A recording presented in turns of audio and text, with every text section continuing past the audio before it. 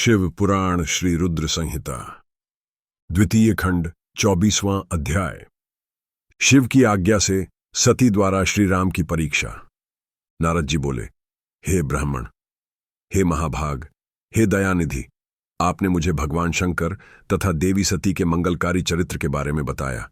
हे प्रभु, मैं महादेव जी का संपूर्ण यश वर्णन सुनना चाहता हूं। कृपया अब मुझे आप यह बताइए कि तत्पश्चात शिवजी व सती ने क्या किया। उनके सभी चरित्रों का वर्णन मुझसे करें। ब्रह्मा जी ने कहा, मुनि, एक बार की बात है कि सती जी को अपने पति का वियोग प्राप्त हुआ। यह वियोग भी उनकी लीला का ही रूप था, क्योंकि इनका परस्पर वियोग तो हो ही नहीं सकता है। यह वाणी और अर्थ के समान है। यह शक्ति और शक्तिमान है तथा चित्र स्वरूप है। सती और शिव तो ईश्वर हैं। वे समय समय पर नई नई लीलाएं रचते हैं। सूत जी कहते हैं, महाभाग, ब्रह्मा जी की बात सुनकर नारद जी ने ब्रह्मा जी से देवी सती और भगवान शिव के बारे में पूछा कि भगवान शिव ने अपनी पत्नी सती का त्याग क्यों किया। ऐसा किस लिए हुआ कि स्वयं वर देने के बाद भी उन्होंने देवी सती को छोड़ दिया। प्रजापति दक्ष ने अपने यज्ञ के आयोजन में भगवान शिव को निमंत्रण क्यों नहीं दिया, और यज्ञ स्थल पर भगवान शंकर का अनादर क्यों किया। उस यज्ञ में सती ने अपने शरीर का त्याग क्यों किया तथा इसके पश्चात वहां पर क्या हुआ। हे प्रभु, कृपा कर मुझे इस विषय में सविस्तार बताइए। ब्रह्मा जी बोले, हे महाप्राज्ञ नारद, मैं तुम्हारी उत्सुकता देखकर तुम्हारी सभी जिज्ञासाओं को शांत करने के लिए तुम्हें सारी बातें बताता हूं। ये सभी भगवान शिव की लीला है। उनका स्वरूप स्वतंत्र और निर्विकल्प है। देवी सती भी उनके अनुसार हैं। एक समय की बात है, भगवान शिव अपनी प्राणप्रिय पत्नी सती के साथ अपनी सवारी नंदी पर बैठकर पृथ्वीलोक का भ्रमण कर रहे थे। घूमते घूमते वे दंडकारण्य में आ गए। उस वन में उन्होंने भगवान श्री राम को उनके भ्राता लक्ष्मण के साथ जंगलों में भटकते हुए देखा। वे अपनी पत्नी सीता को खोज रहे थे, जिसे लंका का राजा रावण उठाकर ले गया था। वे जगह जगह भटकते हुए उनका नाम पुकारकर उन्हें ढूंढ रहे थे। पत्नी के बिछुड़ जाने के कारण श्री राम अत्यंत दुखी दिखाई दे रहे थे। उनकी कांति फीकी पड़ गई थी। भगवान शिव ने वन में राम जी को भटकते देखा, परंतु उनके सामने प्रकट नहीं हुए। देवी सती को यह देखकर बड़ा आश्चर्य हुआ। वे शिव जी से बोली, हे सदैव, हे करुणानिधान सदाशिव, हे परमेश्वर, ब्रह्मा, विष्णु सहित सभी देवता आपकी ही सेवा करते हैं। आप सबके द्वारा पूजित हैं। वेदांत और शास्त्रों के द्वारा आप ही निर्विकल्प प्रभु हैं। हे नाथ, ये दोनों पुरुष कौन हैं? ये दोनों विरह व्यथा से व्याकुल रहते हैं। ये दोनों धीरवीर वीर जंगलों में क्यों भटक रहे हैं?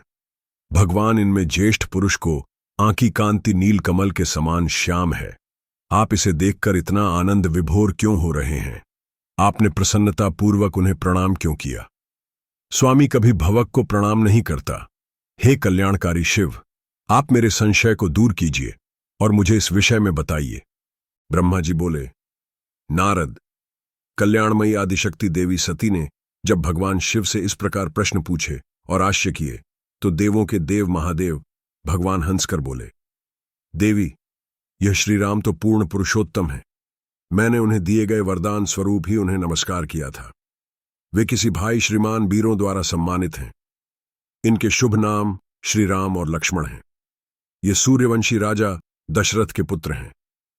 इनमें गोरे रंग के छोटे भाई हैं, साक्षात शेष के अंश हैं, तथा उनका नाम लक्ष्मण है। बड़े भाई श्री राम भगवान विष्णु का अवतार हैं। धरती पर इनका जन्म साधुओं की रक्षा और पृथ्वीवासियों के कल्याण के लिए ही हुआ है। भगवान शिव की ये बातें सुनकर देवी सती को विश्वास नहीं हुआ। ऐसा विशेष भगवान शिव की माया के कारण ही हुआ था। जब भगवान शिव को यह झांत हुआ कि देवी सती को उनकी बातों पर विश्वास नहीं हुआ है, तो वे अपनी पत्नी दक्ष कन्या सती से बोले, देवी, यदि तुम्हें मेरी बातों पर विश्वास नहीं है तो तुम स्वयं श्री राम की परीक्षा ले लो। जब तक तुम इस बात से आश्वस्त न हो जाओ कि वे दोनों पुरुष ही राम और लक्ष्मण हैं और तुम्हारा मोह न नष्ट हो जाए, तब तक मैं यहीं बरगद के नीचे खड़ा हूं। तुम जाकर श्री राम और लक्ष्मण की परीक्षा लो। ब्रह्मा जी बोले, हे महाप्राज्य नारद, अपने पति भगवान शिव के वचन सुनकर सती ने अपने पति का आदेश प्राप्त कर श्री राम लक्ष्मण की परीक्षा लेने की ठान ली। परंतु उनके मन में बार बार एक ही विचार उठ रहा था कि मैं कैसे उनकी परीक्षा लूं। तब उनके मन में यह विचार आया कि मैं देवी सीता का रूप धारण कर श्री राम के सामने जाती हूं। यदि वे साक्षात विष्णु जी का अवतार हैं तो वे मुझे आसानी से पहचान लेंगे, अन्यथा वे मुझे पहचान नहीं पाएंगे। ऐसा विचार कर उन्होंने सीता का वेश धारण कर लिया और राम जी के समक्ष चली गई। सती ने ऐसा भगवान शिव की माया से मोहित होकर ही किया था। सती को सीता के रूप में देखकर राम जी सब कुछ जान गए।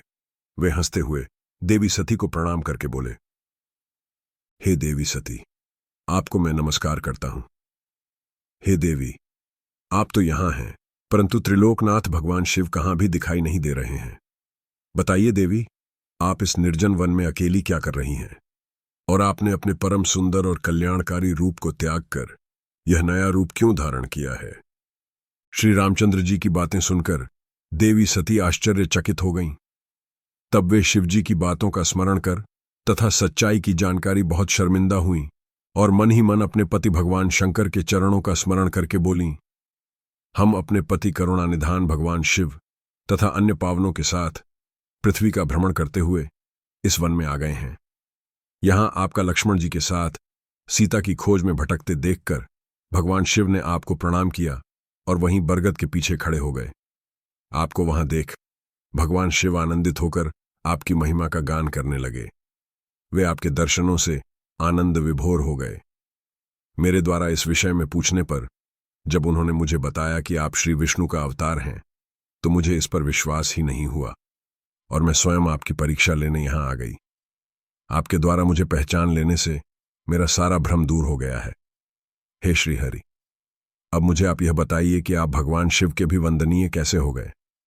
मेरे मन में यही एक संशय है।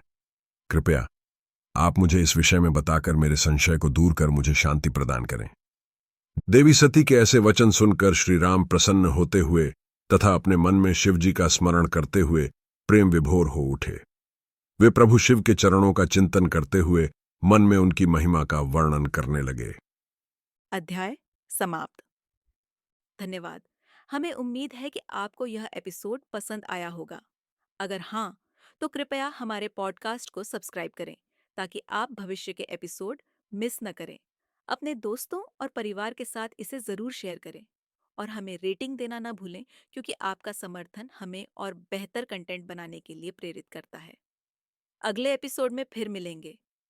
तब तक के लिए अपना ख्याल रखें और जुड़े रहें। धन्यवाद।